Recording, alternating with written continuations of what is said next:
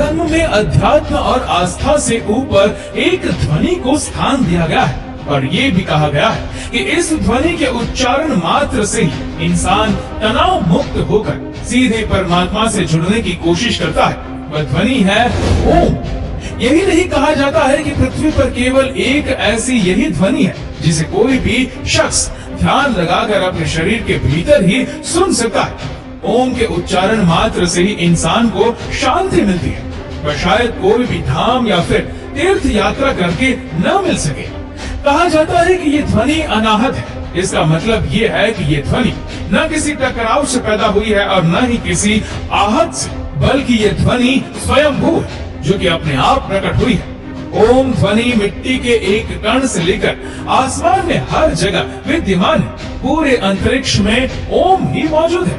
इसके अलावा ये भी कहा जाता है कि शिव पुराण में ऐसी मान्यता है कि नाद और बिंदु के मिलने से ही ब्रह्मांड की उत्पत्ति हुई है।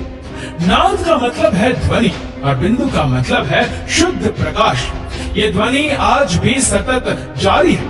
ब्रह्मांड स्वयं ही प्रकाशित है और इसे परमेश्वर का प्रकाश यानी शुद्ध प्रकाश कहा जाता है। पूरे ब्रह्मांड में केवल कंपन, ध्वनि और प्रकाश ही उपस्थित है और इसी ऊर्जा की वजह से ही पृथ्वी पर जीवन है। ओम शब्द की उत्पत्ति 3 ध्वनियों से हुई है, अ, उ और म। अ ब्रह्मा का वाचक है, उ विष्णु का वाचक है और म रुद्र का वाचक है। इसका मतलब है कि एक ध्वनि के उच्चारण से ही आप ब्रह्मा, विष्णु और महेश तीनों को ही याद कर लेते हैं। इसके अलावा ओम के उच्चारण से आपकी नाभि, हृदय और आज्ञा चक्र में जागृति उत्पन्न होती है। ये ब्रह्मा, विष्णु और महेश का प्रतीक है। यही नहीं कहा जाता है कि ओम के उच्चारण मात्र से ही आपको असीम सुख की प्राप्ति होती है। इसके अलावा कहा जाता है कि ये मोक्ष की ओर ले जाने का सबसे उत्तम साधन है। धर्म शास्त्रियों के मुताबिक मूल मंत्र या जप तो मात्र ओम ही है, जबकि ओम के आगे या पीछे लिखे जाने वाले शब्द गौण कहलाते हैं। ओम के उच्चारण को लेकर यह भी कहा जाता है कि अगर आप एकांत में बैठकर कुछ समय तक ओम का उच्चारण करते हैं और फिर इस उच्चारण को रोक देते हैं तो भी ये आपके मन, मस्तिष्क और शरीर के भीतर इस ध्वनि का उच्चारण होता रहता है।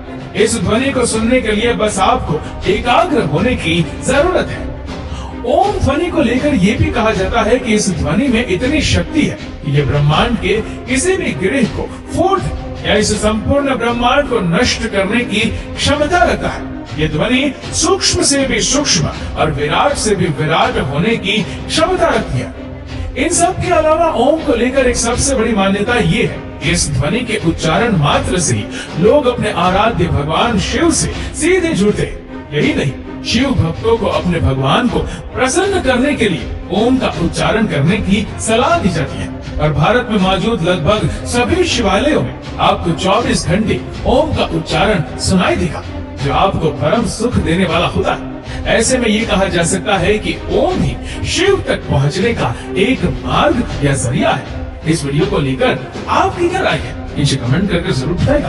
अगर आपको वीडियो अच्छा लगा हो तो इस वीडियो को लाइक करेगा, शेयर करेगा ज्यादा से ज्यादा लोगों तक और ऐसे ही और भी स्पिरिचुअल वीडियोस के लिए सब्सक्राइब करें हमारे यूट्यूब चैनल को और फेसबुक पर फॉलो करें हमारे पेज को।